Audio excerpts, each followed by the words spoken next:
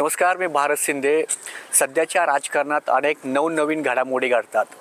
आजचे नेते या पक्षात आणि उद्या त्या पक्षात जात असल्याचं चित्र एकंदरीत तरी दिसून येत आहे। एवढंच काय तर सकाळी नाश्ता यांच्यासोबत, दुपारचं जेवण दुसऱ्या पक्षासोबत आणि रात्रीचं जेवण तिसऱ्या पक्षासोबत असं काही चित्र या राज्यातील नेत्यांमध्ये काय दिसून येतं। सामान्य लोक मात्र याकडे हसताना दिसून येतं। खरं तर सध्या तरी कुठल्याही पक्षाबाबत निष्ठा हा शब्द वापरला जात नाही, याचं कारण त्यांनाही माहीत आहेच। आता याच धर्तीवर एक उदाहरण देखील समोर आलं आहे, ते म्हणजे सोलापूर जिल्ह्यातील मोहोळ तालुक्यातील लोकशक्ती परिवाराचे प्रमुख मनोहर डोंगरे व विजयराय डोंगरे यांनी आपल्या कार्यकर्त्यांसमेत भाजपकडून अजित पवार यांच्या राष्ट्रवादी पक्षामध्ये घड्याळ आपल्या हातावरती बांधले गेलेत। एकीकडे तसं पाहिलं गेलं तर अनेक विविध पक्षातील पदाधिकारी नेते असतील, हे भाजप पक्षामध्ये जास्त प्रमाणात प्रवेश करतात। येथे मात्र घडलं ते उलटच।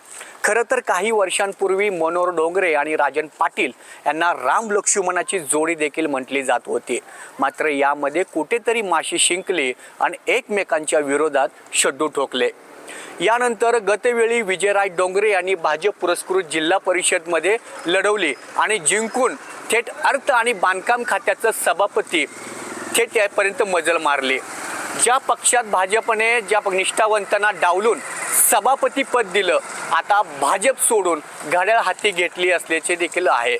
मग आता प्रश्न असा पडतो की जिल्हाध्यक्ष उमेश पाटील यांच्या इशाऱ्यावर विजयराज डोंगरे चालतील का? कारण यापूर्वी विजयराय डोंगरे असते आणि उमेश पाटील हे एकमेकांना पाहून न पाहिल्यासारखे आव्हानात होते। एवढंच काय तर भाषणांमधून कधी कधी एकमेकांचे नावही घेत नव्हते।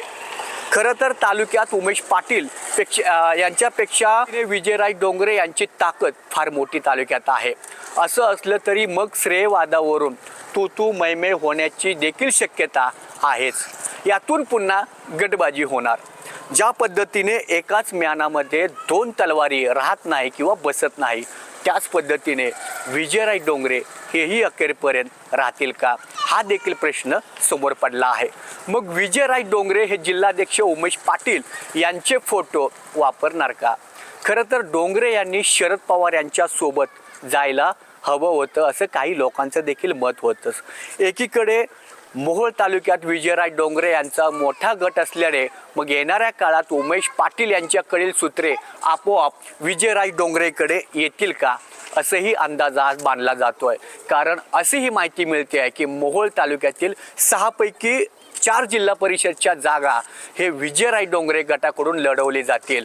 अन्य 2 जागा एक उमेश पाटील आणि त्यांचेच बंधू असलेले संतोष पाटील यांच्याकडे आहे। आणि पक्ष प्रवेशाच्या वेळी खुद्द अजित पवारांनीच देखील असं वक्तव्य केलं असल्याची माहिती मिळाली आहे। यानंतर मिळालेल्या माहितीनुसार उमेश पाटील यांनी 4 गटांमध्ये लक्ष घालू नये अशीही त्यावेळी उपमुख्यमंत्री अजित पवार यांच्या समोर बोलणं झाल्याचं देखील माहिती मिळत आहे। सध्या तरी शरद पवार यांचे पक्ष आमदार असूनही आमदार राजू खरे यांनी आपले शिलेदार आपल्या पक्षात घेण्यासाठी का धडपडले नाही? प्रश्न असाही पडतो की ज्या पक्षातील आमदार निवडून आणण्यासाठी प्रयत्न केले गेले, मग त्याच पक्षात विजयराय डोंगरे का गेले नाहीत? उमेश पाटलांच्या मार्गदर्शनाखाली विजयराय डोंगरे काम करतील का, हे देखील तेवढंच पाहणं औत्सुक्याचं ठरणार आहे। पाहूया येणाऱ्या काळात या आणखी घडामोडी किती प्रमाणात घडामोडी कशा पद्धतीने वळण घेणार आहेत। कॅमेरामन अक्षयसह भारत शिंदे, न्यूज इंडिया, मोहोळ।